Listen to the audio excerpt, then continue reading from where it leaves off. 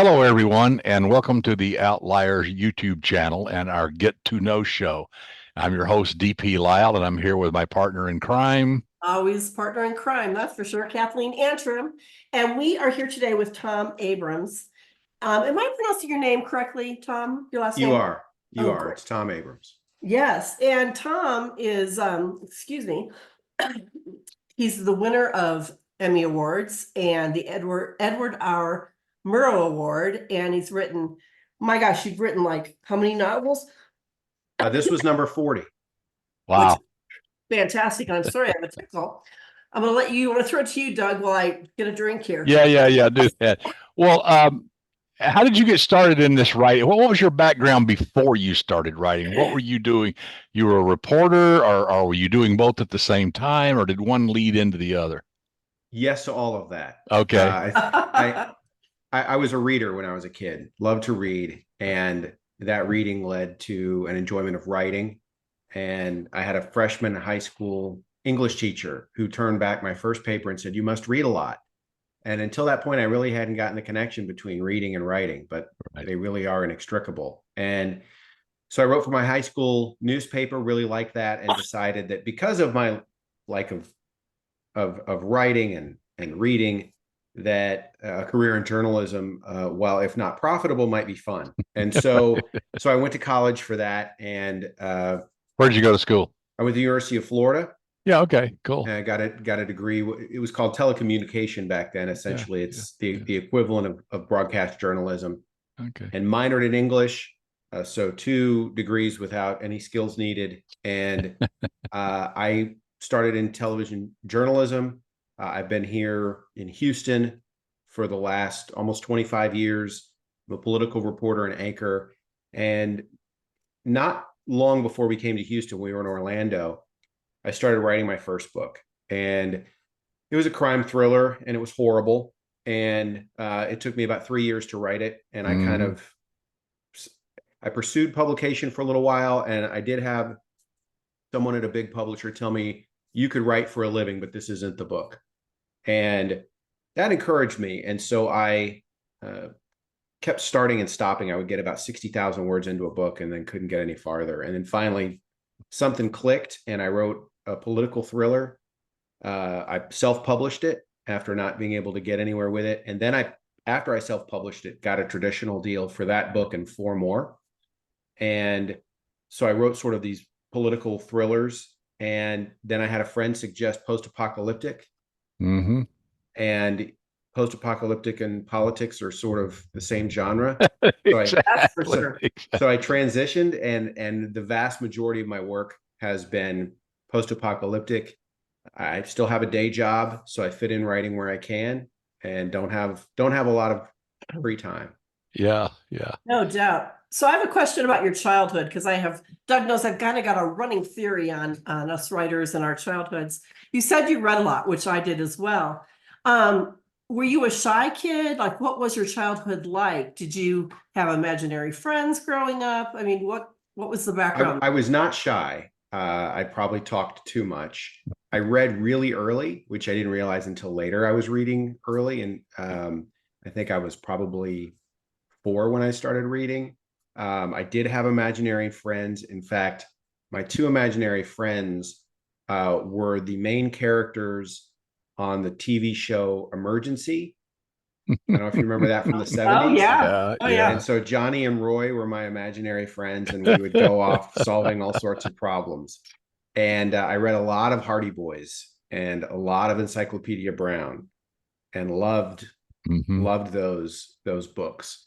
And I probably always had my head in a book, though I was not shy. I was involved in sports and extracurricular activities. I was very busy. I was a competitive swimmer for a long time, but I always found my way back to books. We have a number of things in common. I was a competitive swimmer for about 12 years. You're around for many of those years. And I used to be a political commentator on radio and for newspapers across the country. So I feel your pain. Yeah. What did you swim?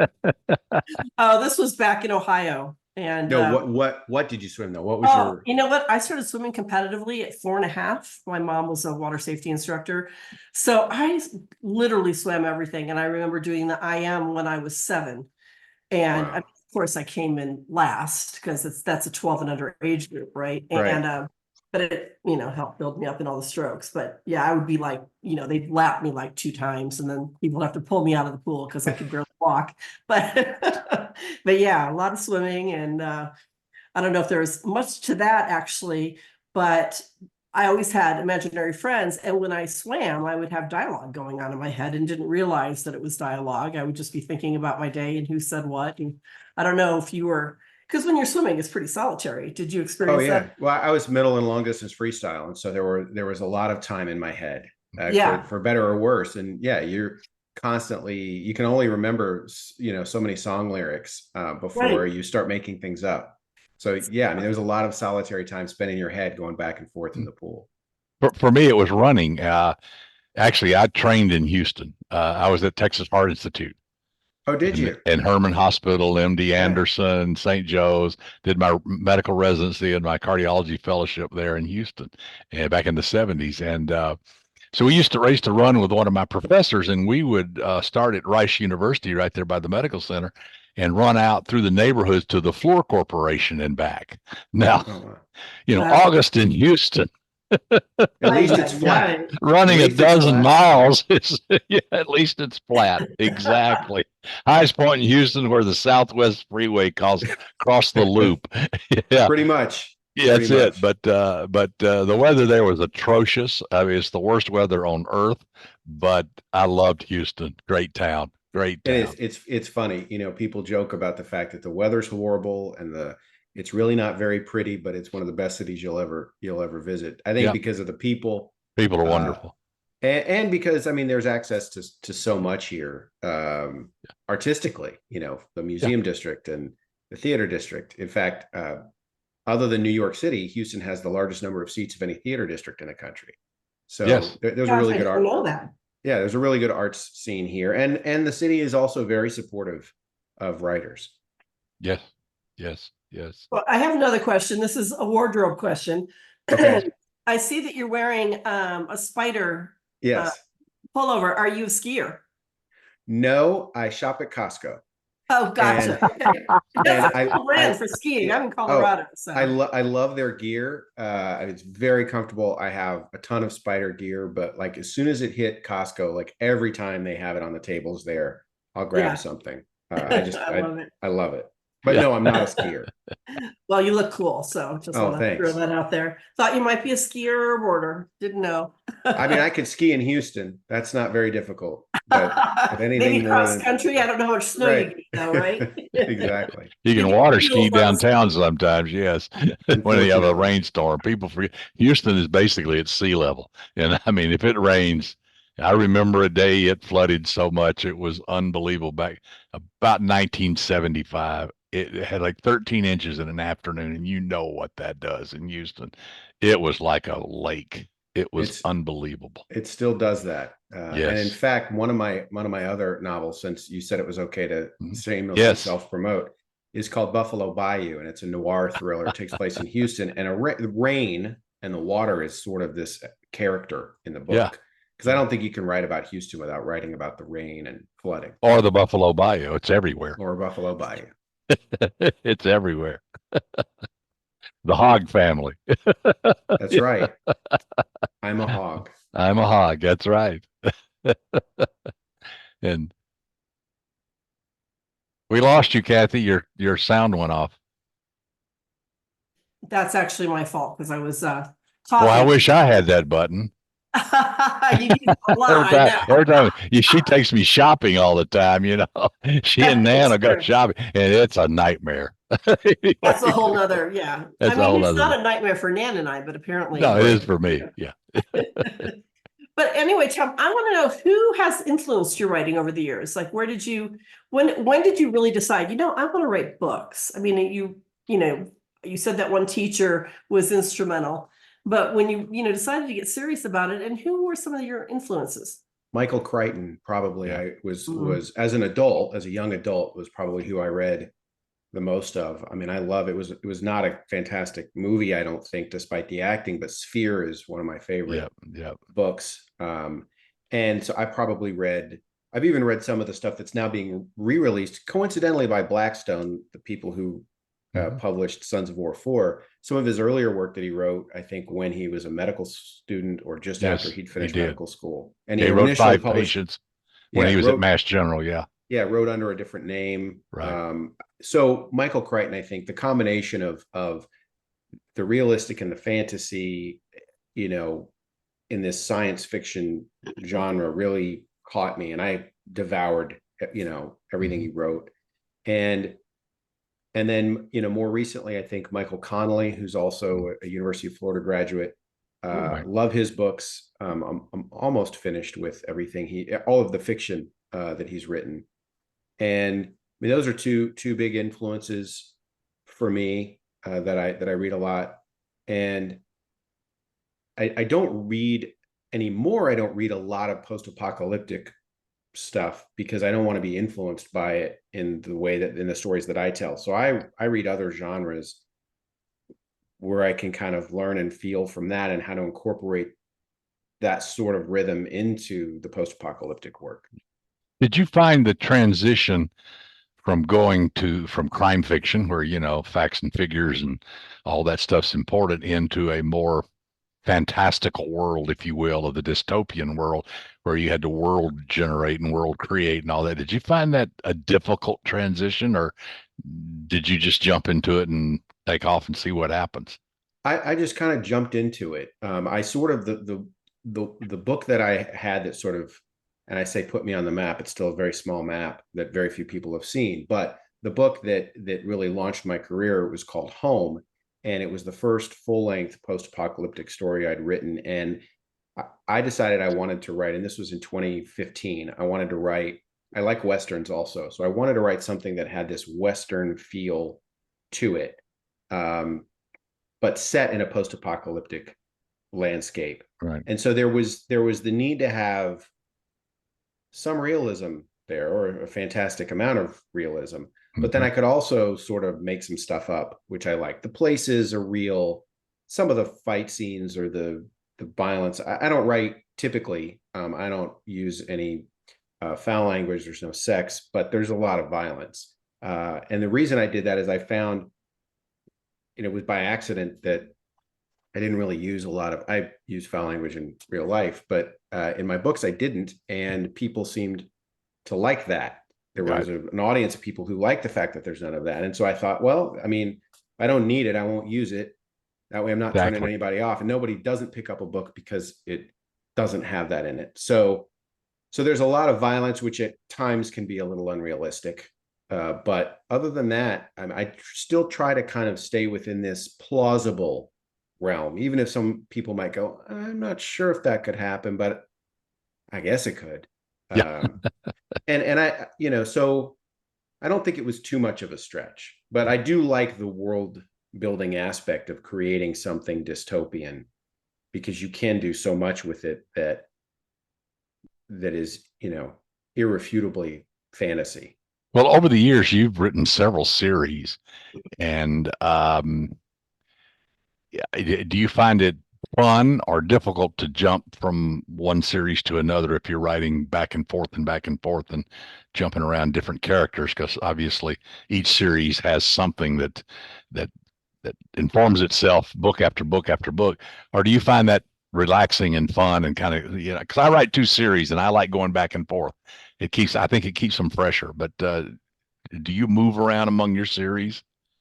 As a rule, I don't. I can't keep it straight. I think because I try to have a little bit, even though I think there's certainly, if you're picking up one of my books, there's a familiar feel to it. Right. I still try to have a little bit of a different tone for each of the stories. And Right. so like the Crusader series is much darker than a lot Yeah. of the other stuff. And I think partly because I wrote a lot of it during the pandemic. And so Mhm. just, your overall sense of Yeah. being was lower Ex- then. Um, but no, I tend to write them. I'll start a series and finish it. The exception to that is that I was in the middle of writing the Crusader series when Nick approached me about writing Sons of War 4. And so I took a break from Crusader, I think after book 3, to start this book, then put it on pause while Nick worked on stuff. Oh, Let's talk about that. How did you get it? Now, this, I understand that Nicholas Smith had written the first 3 volumes in this, and you were brought in for the 4th. How did that come about, and what was your working relationship? How did that story, produce itself, as it were? Sure. I mean, Nick is a great guy to work with, very easy to work with. And the way it came about is we've been friends for a while. And I mentioned that book, the first book that I wrote that did well, called Home. Nick learned about that book. And when he had a world on Amazon in which other authors could write stories, it was called Kindle Worlds. It lasted for a little while. I was asked, because of the success of that series, to write in Nick's world. Amazon introduced me to him, and we hit it off. And I wrote a book in that series. And then when Kindle Worlds died, we decided to kind of rework the story, and Nick added some chapters, and it worked really well. And that book was called Extinction Redline, and it was sort of a prequel to his Extinction Cycle series. Okay. And so when he published, I think, Sons of War during COVID, and I don't know that it had the splash that he was hoping for initially because of COVID, and he moved on to some other things. And I think he and the publisher really wanted to finish that series. And so Nick approached me about helping him write book 4. We'd worked together in the past. And so we worked on this together. And I was already a fan of the series, having read the first 3 books. And so to be able to be a fan and then step in and sort of have some say-so in how this story that you appreciate ends was a really unique opportunity. And I'm grateful for it. And I think the story really ends with a conclusion that will satisfy readers. And it's very fast-paced, it's action-packed, it gives you very little time to breathe. And we both really wanted that for what I think has been described as, the Godfather meets Mad Max. The plot of this is that after a civil war in Southern California, there's this power vacuum, and organized crime gets a real foothold and starts to control everything. And there's a battle between this one crime family and then this one legacy law enforcement family.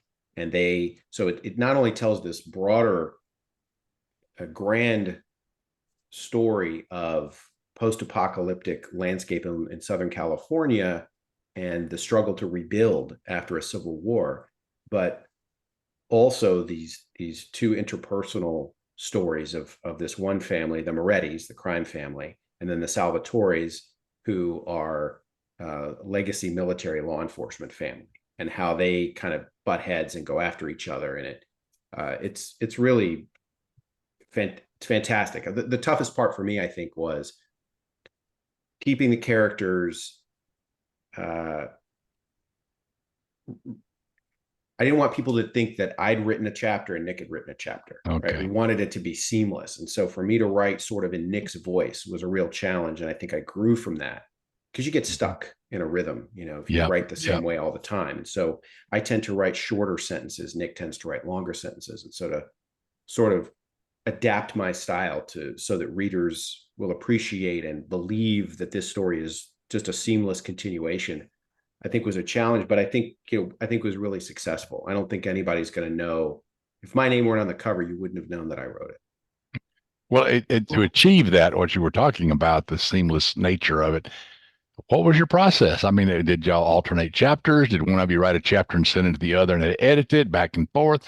Or how did you divide up the work, as it were, and muddle through this? Sure. So Nick came up with an outline of what he wanted to see happen first in the final book. And we talked about it.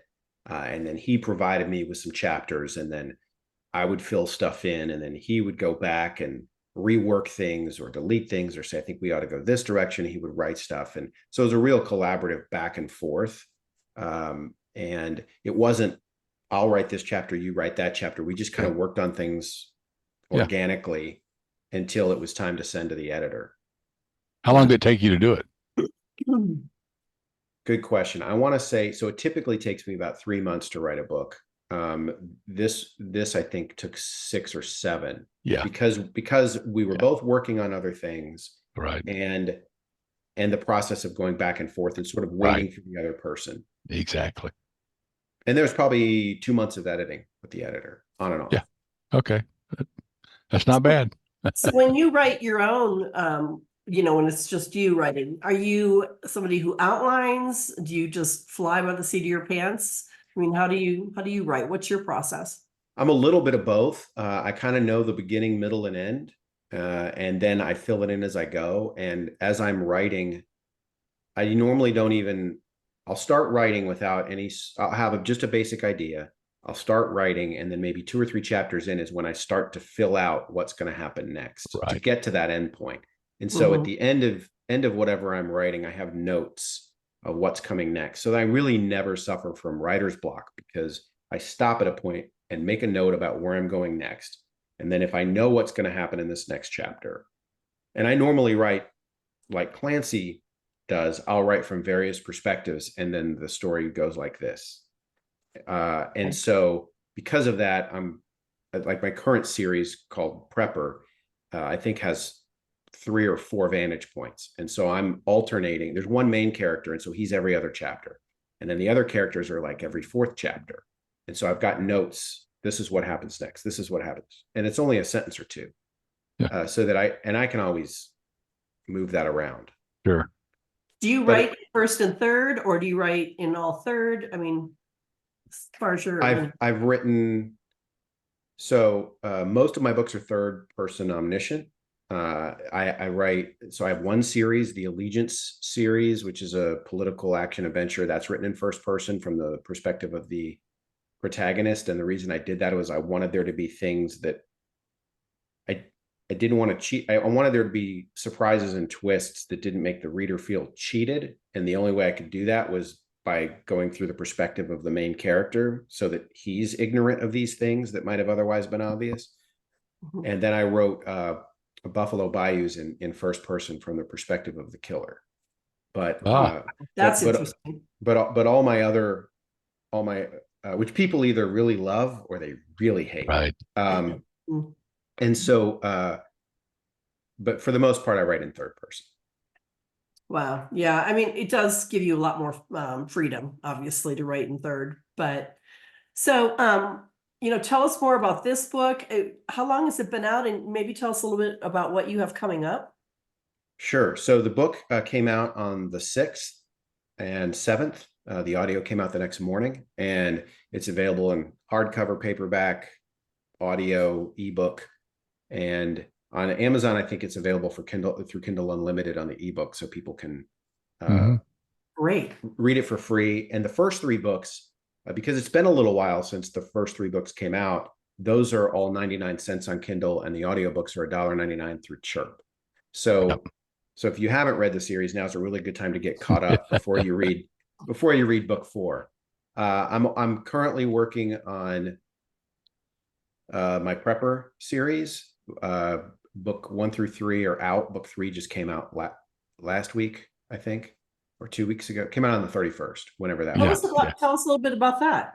That's serious. Sure. So believe it or not, as I was planning what my next series was going to be, I wanted a title that I thought would be unique.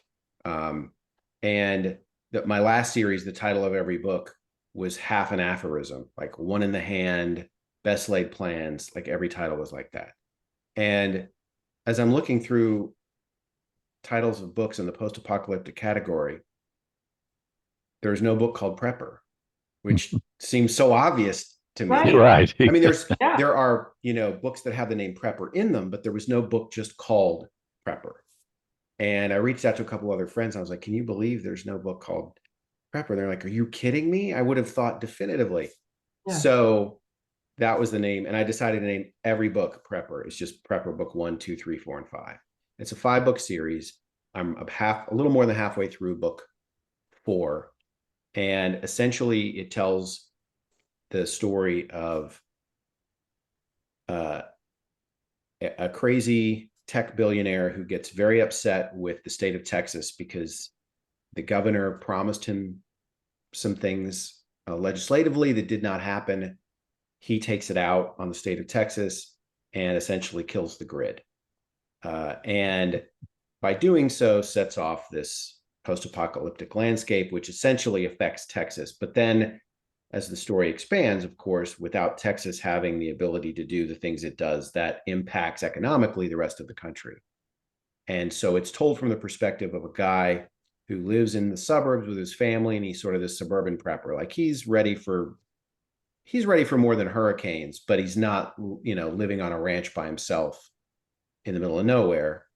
And it focuses on what happens in his neighborhood and the devolution of his neighborhood as all of his other neighbors who are not prepared don't know what to do. Also tells a story of a guy who is living out in the middle of nowhere, who gets dragged into some other things. Then one of the perspectives is the governor of Texas and what he's dealing with politically and the things that he's done that led to this catastrophe. And then also from the perspective of the tech billionaire, who is the villain for at least most of the series. Wow. I mean, all of your series are series that I want to read. So Thank you. I'll be clicking into Amazon shortly. Picking these up. They're really great. You'll see her lurking. You will. You'll Good. see me lurking Yeah. for sure. I just have like one more question for you that I like to ask, and that is, knowing what you know now, when you were first starting out, what advice would you give to yourself looking back if you have this knowledge back then? Good question. Back when I first started out, I think I wouldn't have stopped. I would have kept writing, and I would have focused on the writing itself and not all the what ifs and the why nots, but just the writing itself. And I do think, and my wife says this, and she's absolutely right, when I'm focused on the writing and not the other things surrounding the writing, writing's better and it's more satisfying for me. Yes. I mean, as much as I love my day job, you do anything for 30 years and it loses some of the luster. And writing is a creative outlet for me that makes my day job all the more tolerable and fun because I have this extra outlet, which is why it's so great that my wife and family are as supportive as they are with me spending a lot of my free time at a computer writing. Yeah.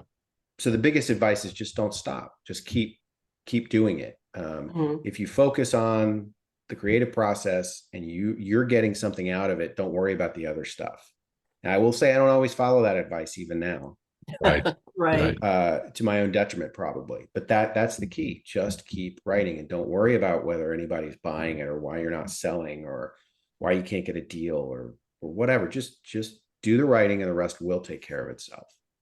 I love that. That's great advice. Yes. And write the stuff you want to write, not what somebody else wants you to write. Yeah, I mean, it's what's in your head and you want to get out. Absolutely. Absolutely. And I know that there are genres in which I could write and I could follow the tropes and I could probably make a lot more money, but this isn't just about that. It's about, satisfying this creative need. So I want to write not only what I think readers will enjoy, but mostly what I enjoy writing. Sure. Absolutely. I think that's terrific advice. Well, Tom Abrams, it's been great to have you. We've got to have you back. Fantastic. And yes. I promise not to be coughing next time. I don't know where that came from, but I can't wait to read your work. And I encourage everyone to go on Amazon or wherever you buy your books and buy Tom Abrams' work because it sounds like this is stuff you can't put down. Oh, well, thanks. I hope not. Yeah, no, I mean, it sounds really, really gripping. And I also want to ask our viewers to go ahead and press that like button and please subscribe to our YouTube channel so we can bring you a lot more of these interviews. And Tom, we've got to have you back. You're fantastic. Yes, absolutely. Thanks. Had a great time. Appreciate it. Thank you so much. We greatly appreciate it. Sure.